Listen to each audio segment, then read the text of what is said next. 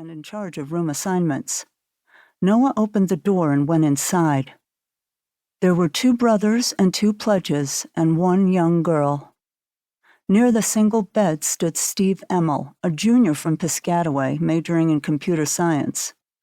Emmel was a partygoer from day one and was usually so intoxicated by 10 p.m. that he had to be helped upstairs to his room next door to Franklin's. But tonight, Steve had come upstairs with his date, the young girl lying on the bed, unconscious. Proudly, Emmel said to Noah, "I cherry methed her," meaning in campus lingo, he had slipped her what was known to the fraternity brothers as cherry meth, which was known to pharmacists as gamma-hydroxybutyrate, a CNS depressant. Easily acquired, it was used to facilitate sexual intercourse with one's date for the evening, commonly known as date rape.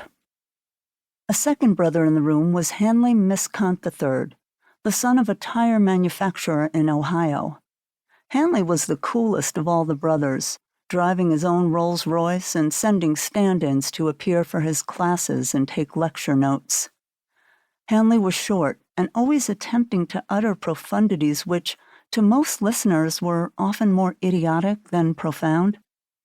"Heaven is today, hell is tomorrow," he would say, or "Labor builds character, sleep builds healthy bodies. Take your pick because you don't need both." Stuff like that. Hanley was also the student who ordered and paid for the beer kegs, as he was 22 and could purchase alcohol legally. In his 6th year at the university, he was a second-term junior. When Noah came into the room, Hanley was examining the nude girl's vagina. As he went about his adventure, he would snap pictures with his cell phone.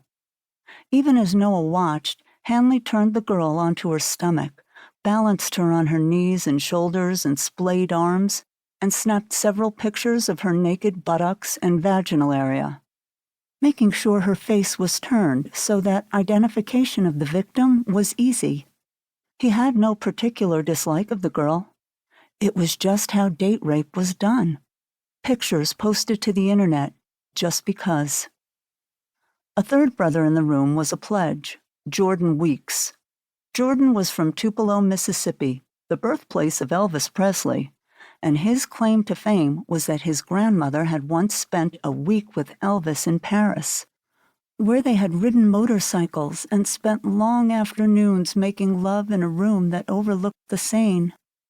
No one bothered to ask Jordan how he knew this about his grandmother.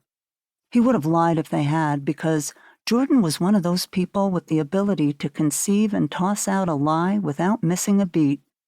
Jordan was nude and touching himself, stroking, actually, as he watched Hanley's arrangement of the girl in her various poses.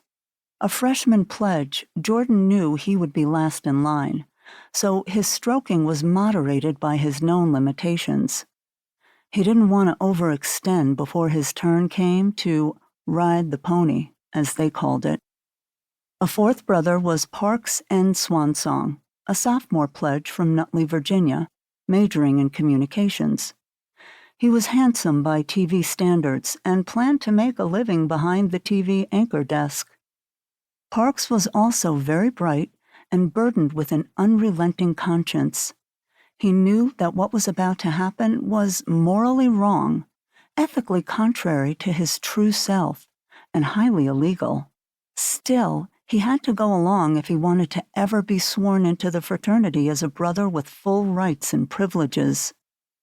The fraternity was known for its post-graduation ties and recommendations that worked behind the scenes for members making job applications or seeking contacts for their businesses or professions.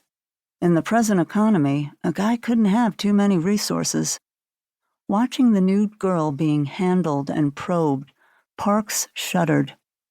He had already decided that he would appear to participate, but he wouldn't actually affect penetration. Smoke and mirrors, like TV programming?